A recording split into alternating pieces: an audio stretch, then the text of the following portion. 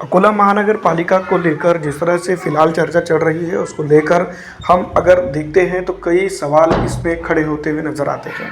अकोला महानगर पालिका के चुनाव के अंदर अगर हम देखें तो यहाँ पर बेसिक तौर पर कई जो तो चीज़ें सामने आ रही है। यहाँ पर अगर हम बात करें तो अकोला महानगर पालिका के अंदर कुल मिलाकर 80 सीटें आती हैं और यहाँ पर 80 में से 41 सीटों का हम जिसको 41 सीटों का जो है तो बहुमत का आंकड़ा होता है।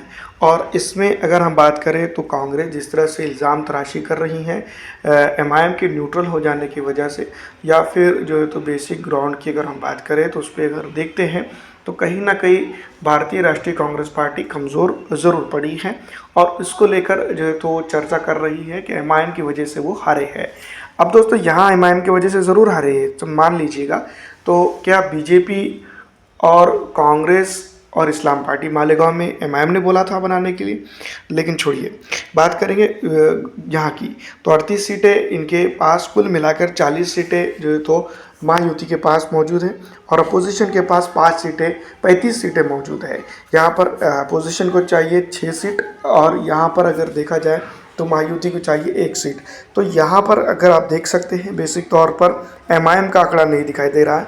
तो एमआईएम के नगर सेवकों की अगर हम बात करें तो 3 नगर सेवक है।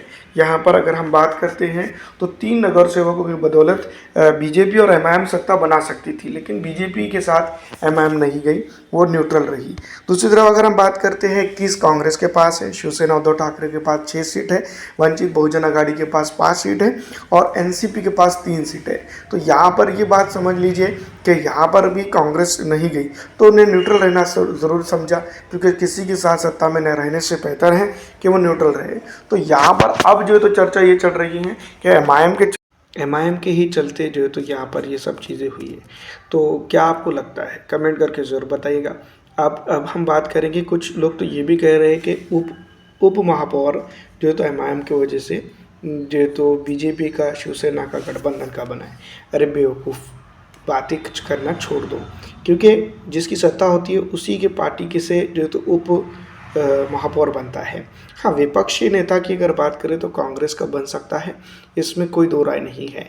और ऐसे में अगर एमआईएम कुछ करती है तो आप रो सकते हैं, लेकिन नहीं, क्योंकि आपको करनी है कुछ और बातें। फिलहाल दोस्तों इस वीडियो में इतना ही। अच्छी लगने पर लाइक कर दीजिए, शेयर कर दीजिएगा।